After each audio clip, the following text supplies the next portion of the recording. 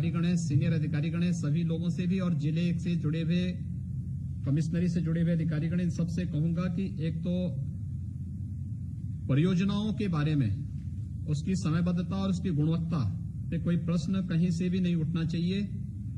उस जगहों पर जो बातें सामने आई हैं, विभागीय स्तर पर भी उसकी समीक्षा करते और समयबद्ध ढंग से इन्हें पूरा करने की तैयारी हो जाए। पब्लिक को कोई परेशानी न हो, इसके बारे में हमें ध्यान देना होगा। कोविड-19 में शासन, प्रशासन, माननीय जनप्रतिनिधियों ने, जलीय स्तर की टीम ने बहुत अच्छा काम किया है, लेकिन कोविड-19 का खतरा अभी समाप्त नहीं हुआ है। हमें सावधानी बरतनी पड़ेगी, सतर्कता बरतनी पड़ेगी हर एक स्तर पर, और कोविड-19 के खिलाफ जो रणनीति सरकार ने तैयार की है उसको पालन करना पड़ेगा। देखिए, सर्विलांस जितना बेहतर होगा, जितने समय पे हम हॉस्पिटल में पेशेंट को पहुंचा देंगे, जान बच पाएगी, मृत्यु दर उतनी कम होगी। हमें फोकस टेस्टिंग करनी पड़ेगी और खासतौर पर जो अति संवेदनशील कैटेगरी है उसको हम ध्यान में रखें। उन लोगों को अगर हम टेस्ट करके समय पे अगर उनका कोरोना पॉजिटिव आते हैं, उन्हें हॉस्पिटल पहुंचा देते हैं, तो मुझे लगता है लेवल 1 और लेवल 2 में हम उनको पूरी तरह स्वस्थ करने में सफल होते हैं। लेकिन अगर समय पे पेशेंट को चिन्हित नहीं करते हैं, समय पे उसको हम लोग अलर्ट नहीं करते हैं, समय पे हॉस्पिटल नहीं पहुंचाते हैं, तो फिर लेवल 3 का हॉस्पिटल भी फेल हो जाता है। और ये हम लोग देख रहे हैं, जहां पे थोड़ी भी लापरवाही हो रही है वहां पे ये रिजल्ट है। इसके बारे में हम लोग देखें, गोरखपुर कमिश्नरी के स्टेट मिशन के अंतर्गत स्मार्ट सिटी में गोरखपुर सिटी है, लेकिन साथ साथ कई अन्य कस्बे अमृत योजना के अंतर्गत हैं। वहां पे सीवरेज की, पेयजल की जो स्कीम है, इनको समयबद्ध ढंग से आगे बढ़ाना पड़ेगा। दूसरा, इस पूरी कमिश्नरी में ये इंसेफ्लाइटिस की दृष्टि से अति संवेदनशील पूरी कमिश्नरी है। हर घर नल योजना के अंतर्गत शुद्ध पेयजल की आपूर्ति हर घर तक पहुंचाना है। इसके लिए समय से कार्य योजना बनाना, जो परियोजनाएं पहले से चल रही हैं उन्हें सेल्फ सस्टेनेबल बनाने की दिशा में हमें निरंतर कार्य करना पड़ेगा। ग्राम पंचायतों के साथ मिलना पड़ेगा, नगर निकायों के साथ बातचीत करनी पड़ेगी, और वहां पर उसके साथ में स्किल मैन पावर जोड़ने के लिए ग्राम पंचायत के स्तर पर भी हमें कार्रवाई को आगे बढ़ाना पड़ेगा। एक जवाबदेही के साथ एक कार्य होंगे, तभी जब हम इन चीजों को आगे बढ़ा पाएंगे। परफॉर्मेंस ग्रांट से संबंधित जो मामले हैं, अभी गोरखपुर जनपद में अपर मुख्य सचिव ग्राम्य विकास और पंचायती राज ने गोरखपुर के जिला प्रशासन से कुछ अपेक्षाएं की हैं। यही कार्य कमिश्नरी के अन्य जनपदों की भी होगी। परफॉर्मेंस ग्रांट के मामले में त्वरित निर्णय लेते हुए उस पर कार्रवाई आगे बढ़ाएं, और स्थानीय स्तर पर विकास से जुड़ी हुई परियोजनाओं की ठोस कार्ययोजना तैयार करते हुए उसे कार्य करें, क्योंकि दिसंबर तक ही ग्राम प्रधानों का कार्यकाल है। तब तक ये कार्य संपन्न हो जाए, अच्छी बात है। धनराशि का बेहतर उपयोग होना चाहिए।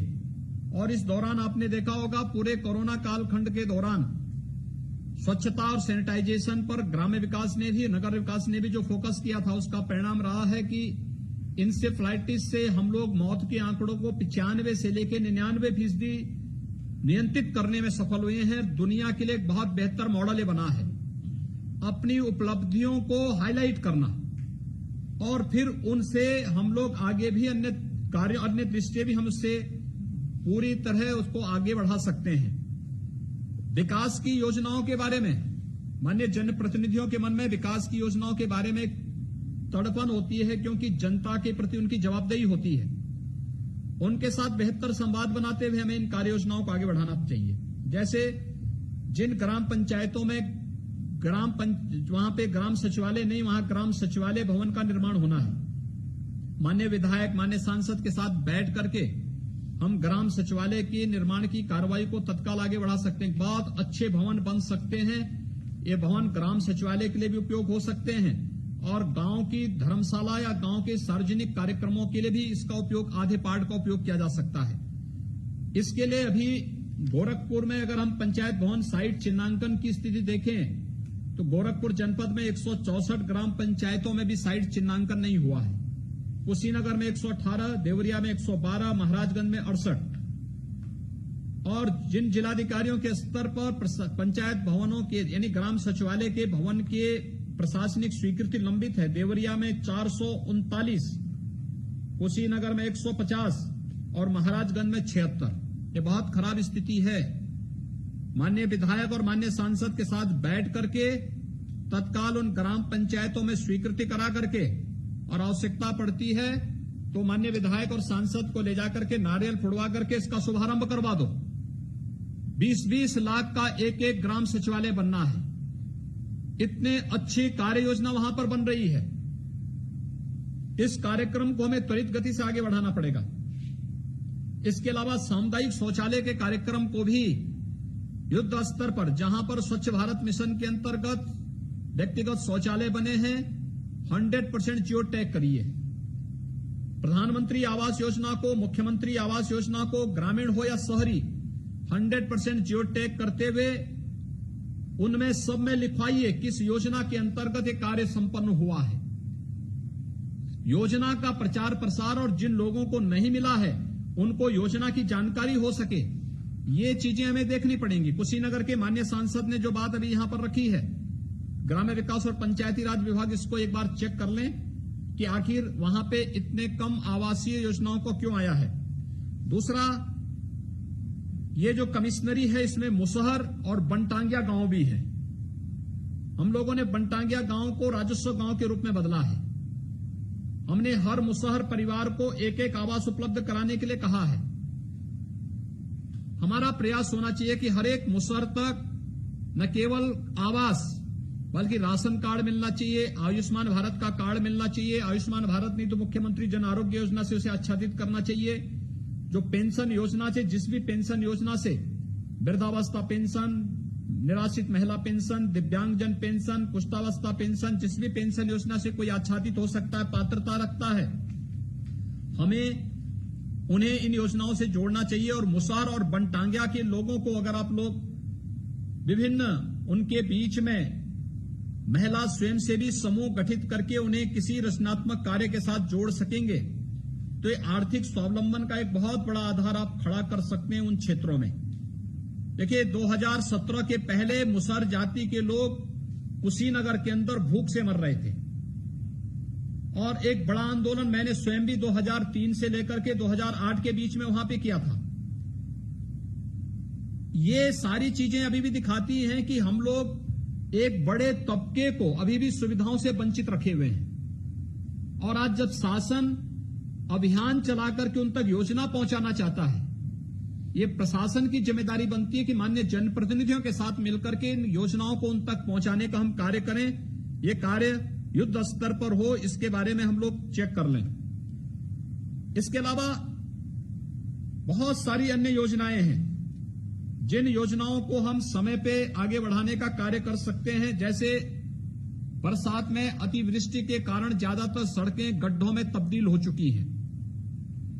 जिन भी विभागों की जिम्मेदारी है सड़क निर्माण से संबंधित, पीडब्ल्यूडी है, नगर विकास है, पंचायती ग्राम्य विकास है, पंचायती राज से संबंधित जिला पंचायतें हैं, क्षेत्र पंचायतें हैं, या फिर आरईएस से जुड़ी हुई सड़कें होंगी, गन्ना विभाग से जुड़ी होंगी, मंडी से जुड़ी होंगी, इन सभी विभागों की जवाबदेही तय करते हुए हमारा प्रयास होना चाहिए कि पर्व और त्योहारों के पहले पहले हम सड़कों को गड्ढा मुक्त कर लें।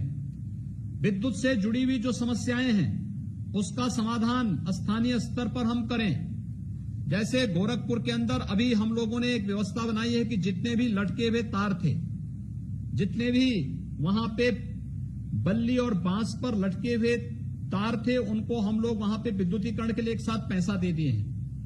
ऐसे ही अन्य कस्बों के बारे में भी हम कर सकते हैं।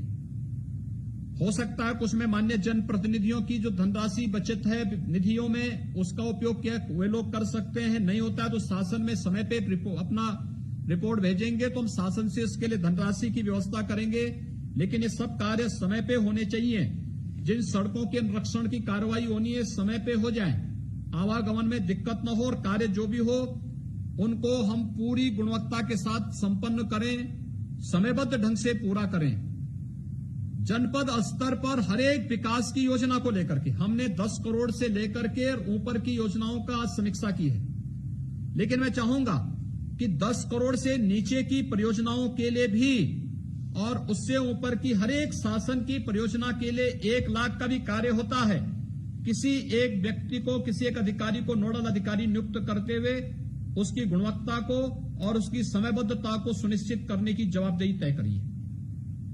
प्रधानमंत्री आवास योजना में भी इसी प्रकार की योजना, पैसा जिस कार्य के लिए दिया गया वो पैसा उसी कार्य के लिए खर्च हो, इस पर हमारा ध्यान होना चाहिए। इन कार्यों को हम लोग समय से आगे बढ़ाने का कार्य कर सकते हैं। गन्ना मूल्य के भुगतान के बारे में जो बातें मेरे सामने आई हैं, इसको हम लोग प्रतापपुर चीनी मिल की शिकायत आई है, इसको शासन स्तर पर भी देखा जा रहा है, जनपद स्तर पर भी प्रबंधन के साथ बातचीत करके इसको हमें त्वरित गति से भुगतान की ओर अग्रसर करना चाहिए। नया सीजन आने वाला है, नया सीजन के पहले प्रयास होना चाहिए कि गन्ना मूल्य का भुगतान हो सके।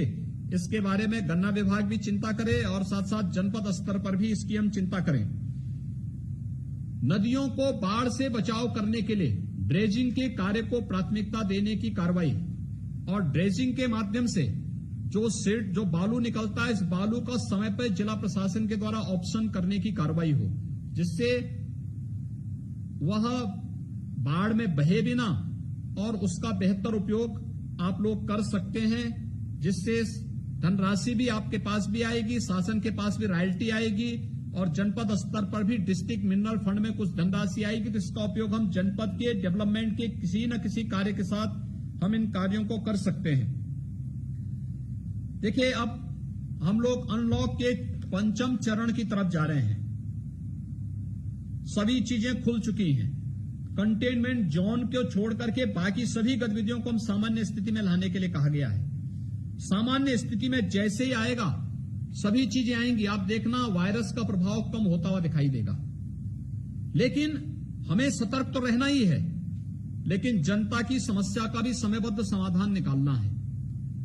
समाधान दिवस, संपूर्ण समाधान दिवस यानी तहसील दिवस के कार्यक्रम को युद्ध स्तर पर आगे बढ़ाना, थाना दिवस को भी संपूर्ण समाधान दिवस के रूप में आगे बढ़ा करके थाना समाधान दिवस के रूप में वहां पर भी समस्याओं का समाधान करना, फील्ड में विजिट करके समस्याओं के समाधान के लिए, क्योंकि जैसे ही पंचायत के चुनाव घोषित होंगे गांव में सुरक्षा की, कानून व्यवस्था की स्थिति देखने को मिलेगी। वहां पर हम लोग पहले से सतर्क रह करके पाबंदी की कार्रवाई, जहां पे विवाद होने की संभावना है शस्त्र जब्ती की कार्रवाई और अन्य जो भी निरोधात्मक कार्रवाई करनी है, ये समय पर हमें इस कार्रवाई को आगे करना पड़ेगा। इन चीजों को हम देख लें। प्रधानमंत्री आत्मनिर्भर पैकेज के अंतर्गत बहुत बड़े कार्यक्रम होने हैं। जो शिकायत अभी मेरे सामने आई है कि बैंक लोन नहीं दे रहे हैं, कल स्टेट लेवल बैंकर्स कमेटी की बैठक हुई है और उन्हें बहुत स्पष्ट निर्देश उनको दिए गए हैं। जनपद स्तर पर भी जनपद स्तरीय बैंकर्स कमेटी की बैठक हम लोग जनप्रतिनिधियों के साथ अगर बैठ करके सभी बैंकों के साथ कर सकेंगे तो इसमें गति आएगी। और फिर हमें इस कार्यक्रम के लिए टारगेट तय करने चाहिए हर एक बैंक को और हर एक ब्रांच को। अगर हम टारगेट तय कर लेंगे तो प्रधानमंत्री मुद्रा योजना में भी और साथ साथ एमएसएमई यूनिट के लिए भी पर्याप्त मात्रा में धनराशि देने की व्यवस्था है और ये लोग धनराशि उपलब्ध करा पाएंगे। इसके अलावा एग्रीकल्चर इंफ्रास्ट्रक्चर पर बहुत बड़ा कार्य होना है। ये पूरा चारों कमिश्नरी कृषि बाहुल्य खेती किसानी की बहुत अच्छी वहां पर लोगों के पास व्यवस्था है। अगर विकास खंड स्तर पर हम स्टोरेज क्षमता बढ़ा लें, भंडारण गृह बना लें, कोल्ड स्टोरेज का निर्माण कर लें, एक बड़ा कार्य हो सकता है। इसको कोऑपरेटिव स्तर पर भी होना है, इंडिविजुअल किसान भी कर सकता है और एफपीओज के गठन के माध्यम से भी हम इस कार्यक्रम को आगे बढ़ा सकते हैं। कृषि विभाग के साथ मिलकर के हमें इस कार्यक्रम को तेजी के साथ आगे बढ़ाने का कार्य करना चाहिए। एक बड़ा कार्य इसके माध्यम से हम लोग ग्रामीण क्षेत्र में वहां पर कर सकते हैं। पर्यटन की अपार संभावनाएं यहां पर हैं और मैं प्रशासन से कहूंगा कि बौद्ध सर्किट से जुड़े हुए कार्य हमें इसको प्राथमिकता के आधार पर आगे बढ़ा देने चाहिए। बौद्ध सर्किट की जब हम बात करते हैं तो ये केवल कुशीनगर तक सीमित नहीं होगा, इसमें महाराजगंज जनपद भी पड़ता है। महाराजगंज जनपद के अंदर आप जब नेपाल की तरफ जाते हैं तो रामग्राम नेपाल में पड़ता है, उसका एक पार्ट महाराजगंज के अंदर भी आता है। हमें उन क्षेत्रों को भी इसके साथ जोड़ने की प्रक्रिया के साथ देखना पड़ेगा। दूसरा, यहां पर आप देखेंगे तो अलग अलग स्थानों पर अलग अलग स्थान है।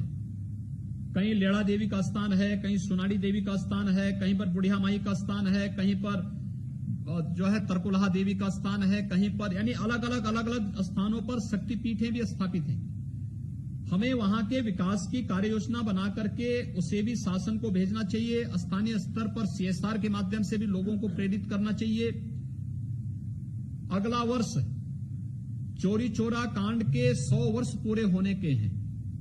हमें चोरी चोरा के मुख्य स्थल को एक धरोहर के रूप में स्थापित करने और इस कार्यक्रम को एक बड़े आयोजन के रूप में बदलने के लिए एक कार्य योजना जनपद स्तर पर और कमिश्नरी स्तर पर अभी से इसकी कार्य योजना हमें तैयार कर लेनी चाहिए। कैसे इसको हम बृहद स्तर पर कर सकेंगे और केवल गोरखपुर के शहीद स्मारक के चोरी चोरा शहीद स्मारक के साथ ही पूरे कमिश्नरी में बहुत सारे ऐसे स्थल हैं। गोरखपुर में ही आप जाएंगे, धुलियापार के पास भी है, डोहरिया में भी है, महाराजगंज जिले में भी है, देवरिया में भी है, कुशीनगर में भी है। इन सभी जनपदों में कई जगह शहीद स्मारक हैं। उनके सुंदरीकरण की योजना और उस कार्यक्रम को बृहद स्तर पर आगे करने के लिए और ये एक नए तीर्थ के रूप में विकसित कैसे हो सकते हैं, इसकी एक बड़ी कार्य योजना बनानी चाहिए। चोरी चोरा में लाइट एंड साउंड के कार्यक्रम को हम आगे बढ़ा सकते हैं तो त्वरित गति से इस पे कार्य होना चाहिए कि अगले वर्ष 100 वर्ष पूरे होने पर हम लाइट एंड साउंड के कार्यक्रम को वहां पे आगे बढ़ा सकें। अन्य क्या कार्यक्रम हम वहां के लिए दे सकते हैं, इन चीजों को हमें देना चाहिए। अच्छे ढंग से इन कार्यक्रमों को आगे बढ़ाना पड़ेगा। विकास की विभिन्न योजनाओं के लिए हम लोगों ने यहां पर धनराशि उपलब्ध कराई है, शेष के लिए धनराशि उपलब्ध कराई भी जा रही है। लेकिन मैं चाहूंगा कि तय कर लें योजनाओं के बारे में साप्ताहिक, पाक्षिक और मासिक समीक्षा जनपद स्तर पर भी होनी चाहिए, कमिश्नरी स्तर पर भी होनी चाहिए। और फिर जो धनराशि जब खर्च होती है, आप उसके 100% धनराशि खर्च होने की प्रतीक्षा मत करिए।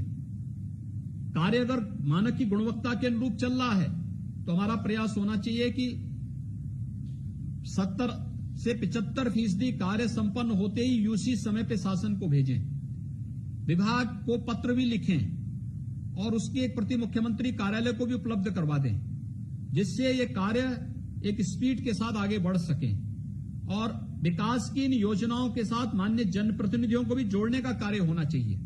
एक माननीय विधायक बता रहे थे शिलापट में उनके नाम नहीं लिखे जाते हैं, एक गलत बात है। जिस विधानसभा क्षेत्र से जुड़ा हुआ कार्य हो वहां के माननीय विधायक का नाम, वहां के माननीय सांसद का नाम, वहां के अन्य राज्यसभा के माननीय सांसद हैं, विधान परिषद के माननीय सदस्यगण हैं, इन सब के नाम भी उसके साथ हम जोड़ने का कार्य कर सकेंगे तो अच्छा होगा। इन कार्यक्रमों को हम आगे बढ़ा पाएंगे।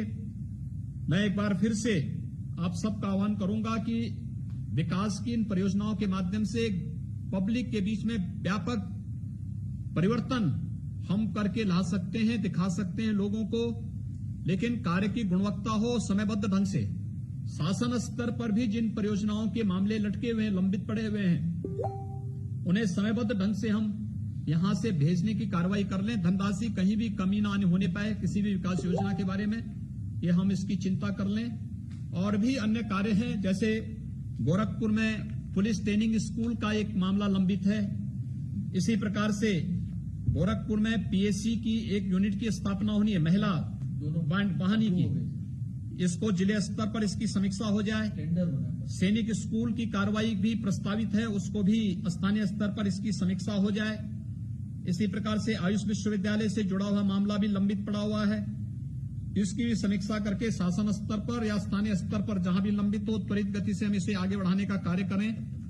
वन विभाग और आवास विभाग गोरखपुर से जुड़े हुए जो जू और उसके पास जुड़ा हुआ जो एक लैंड का मामला है, इसका भी जल्दी विवाद का समाधान कर लें, क्योंकि धनराशि का एक दूसरे विभाग के पास जाना है और उस लैंड को जो है एक दूसरे को ट्रांसफर होना है। ये कार्रवाई अगर हम समय पे कर सकेंगे तो ये त्वरित गति से कार्य आगे बढ़ते हुए लोगों को कार्य दिखाई भी देंगे। तो मैं आप सबसे ये अपील करूंगा कि समयबद्ध ढंग से इन कार्यक्रमों को हम आगे बढ़ा पाएंगे। सभी मान्य जनप्रतिनिधियों ने, हमारे प्रभारी मंत्रीगण भी जनपदों पे हैं या इस जोम के माध्यम से इस समीक्षा बैठक के साथ जुड़े हुए हैं। मैं अपेक्षा करूंगा कि हर महीने वे भी जनपद स्तर पर जाकर के इन परियोजनाओं की समीक्षा एक बार कर लेंगे। अच्छा होगा, कार्य में एक स्पीड बढ़ेगी और लोगों का एक विश्वास भी जगेगा, शासन के प्रति भी और व्यवस्था के प्रति भी। मुझे यही सब आप सबसे कहना था। सभी जनप्रतिनिधियों को बहुत बहुत धन्यवाद और प्रशासन अच्छे ढंग से इस कार्यक्रम को आगे बढ़ाएगा, इस विश्वास के साथ आप सबको मैं हृदय से विकास कार्यों में रुचि लेने के लिए बधाई देता हूं। धन्यवाद जी।